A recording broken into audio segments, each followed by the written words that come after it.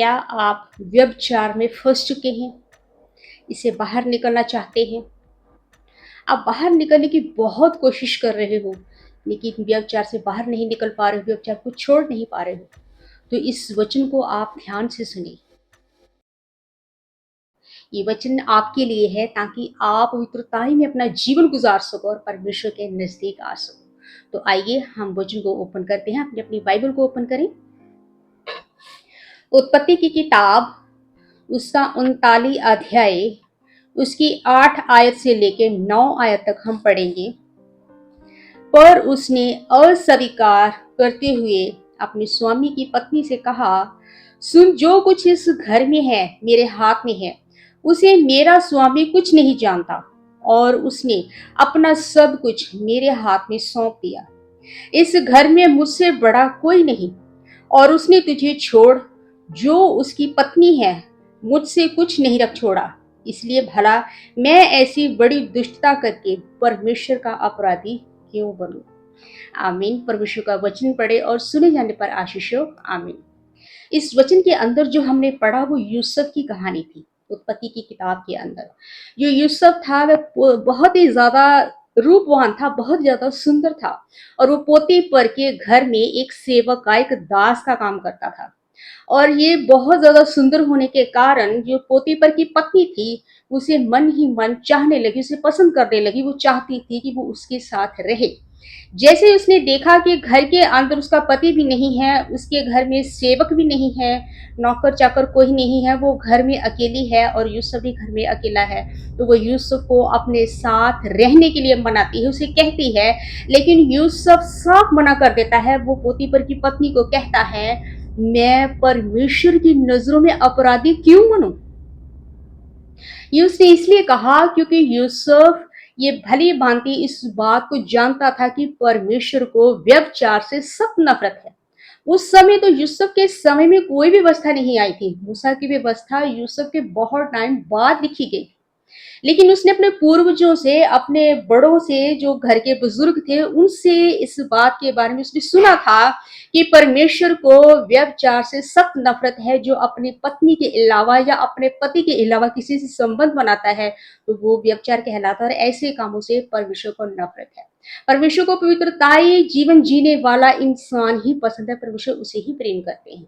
वो इस बात को वो अच्छे से जानता था। और वो यूसुफ की सबसे बड़ी क्वालिटी उसके अंदर पता क्या थी? वो परमेश्वर के भय में रहने वाला था। वो प्रार्थना करने वाला व्यक्ति था। वो परमेश्वर के डर में रहता था कि जो परमेश्वर ने आज्ञा दी है उस आज्ञा को वो नहीं तोड़ता था। परमेश्वर ने कहा ये काम नहीं करना है तो वो नहीं करता था। परमेश्वर ने कहा कि ये काम करो, ये तुम्हारे लिए है, तो वो वही काम करता था। वो परमेश्वर के भय में रहने वाला था, परमेश्वर की आज्ञा मानने वाला था।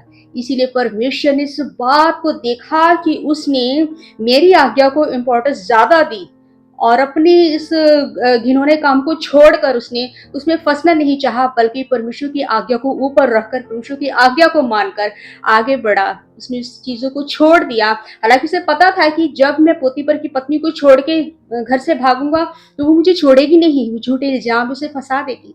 वो फंसने झूठे इल्जाम में फंसने के लिए वो तैयार हो गया, लेकिन अपराध नहीं उसने किया, क्योंकि उसे पता था कि यहाँ की बात और संसार की बात तो कुछ और है, लेकिन परमेश्वर की नजरों में सही रहना बहुत जरूरी है।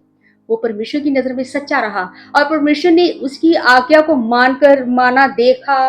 फिर उसके अपने प्रति ईमानदारी परमेश्वर ने देखी। अपने प्रति परमेश्वर ने अपने प्रति यूसुफ की वफादारी जो देखी, इस बात को देखकर परमेश्वर बहुत खुश हुए और उसे अनजान देश का राजा बनाया। इतनी बड़ी उसे आशीष दी। ईमानदारी और वफादारी का इनाम परमेश्वर ने उसे राजा बनाया, ये दिया। ठीक ऐसे ही आज के समय में भी मसीही लोगों के अंदर बहुत चीजें होती हैं। जो लड़का है वो लड़की की सुंदरता को देखकर शादी करता है। ये नहीं देखता कि लड़की वचन के अकॉर्डिंग चलती है या नहीं, क्या वो परमेश्वर के भय में रहती है या नहीं। लड़की भी लड़के की सुंदरता को देखकर उससे शादी करती है। वो इस बात को ध्यान में नहीं रखती कि क्या जो मेरा जीवन साथी बनने जा रहा है, जिसे मैं शादी करने जा रही हूँ, क्या वो लड़का परमेश्वर के अकॉर्डिंग है या नहीं। नहीं, वो सिर्फ अपनी मर्जी से, माँ बाप की मर्जी के बिना वो अपनी मर्जी से शादी करते हैं एक दूसरे की सुंदरता को देखकर। तो वो शादी 4 दिन भी नहीं टिकती, क्योंकि वो शादी परमेश्वर के भय में रखकर नहीं की हुई। वो सुंदरता को देखकर की। जैसे ही 4 दिन के बाद सुंदरता से मन भर गया, एक दूसरे को छोड़ दिया, शादी टूट गई। और काफी जो शादीशुदा लोग हैं, वो भी अपनी पत्नी को छोड़कर किसी और से संबंध बनाते हैं, अपनी पत्नी को छोड़कर किसी और से संबंध बनाती है। यही व्यभिचार होता है। और ऐसे व्यभिचारियों से परमेश्वर को नफरत है, क्योंकि परमेश्वर ने उन 10 हुक्मों के अंदर ये हुक्म लिखवाया था कि तुम व्यभिचार ना करना। ये शैतान का काम है। शैतान की ऐसी गंदी वासना भरी आत्मा होती है जो इन परमेश्वर के लोगों के बीच में होकर गुजरती है, ताकि वो परमेश्वर से दूर हो जाए। वह पर शैतान चाहता है कि इंसान परमेश्वर से दूर हो जाए और वो काम करे इंसान जो परमेश्वर को नहीं पसंद। जो काम परमेश्वर की आज्ञा को तोड़ता है वो शैतान की तरफ से है, परमेश्वर की तरफ से नहीं। इसलिए जब आप व्यभिचार में फंसे हुए हो, कई बार ऐसी भी परिस्थितियां होती हैं कि आप व्यभिचार में फंस चुके हो, उसे बाहर निकलने की कोशिश करते हो, निकल नहीं पाते। आप व्यभिचार को छोड़ना चाहते हो, छोड़ नहीं पाते।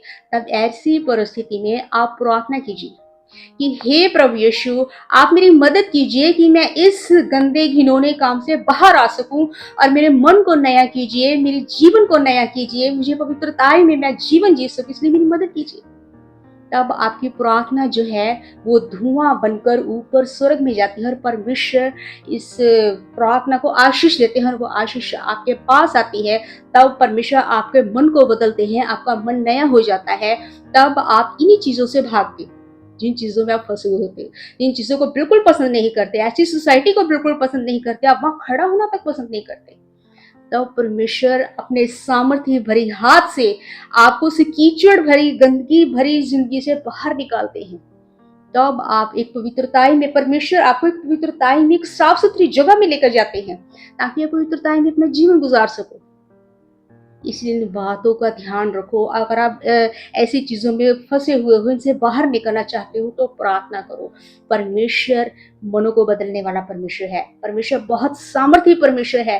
प्रभु यीशु का सामर्थी भरा हाथ हमें गटर से बाहर निकालकर एक साफ सुथरी जगह पर ले जाता है, जहां पर पवित्रताई का जीवन बिताया जाता है। हम प्रार्थना करने वाले बन जाते हैं, हम वचन पढ़ने वाले बन जाते हैं, और वचन के अकॉर्डिंग चलने वाले भी हम बन जाते हैं। इसलिए यूसुफ की तरह, जैसे यूसुफ ने देखा, उसने क्या पोतीफर की पत्नी को जवाब दिया कि मैं परमेश्वर की नजर में अपराधी क्यों बनूं, ऐसे ही आप भी व्यभिचार से भागो और परमेश्वर की नजर में धर्मी बनो, व्यभिचारी नहीं। व्यभिचार से भागो, जहां पाप होता है वहां भागो, वहां खड़े मत रहो। परमेश्वर की हुजूरी में जाओ, तुरंत प्रार्थना करने बैठ जाओ। तब परमेश्वर आपके मन को, आपके जीवन को, आपकी आत्मा को सब नया कर देंगे। इन वचन के द्वारा आप सबको बहुत ऐसे आशीष और बरकत मिले। आमीन। God bless you.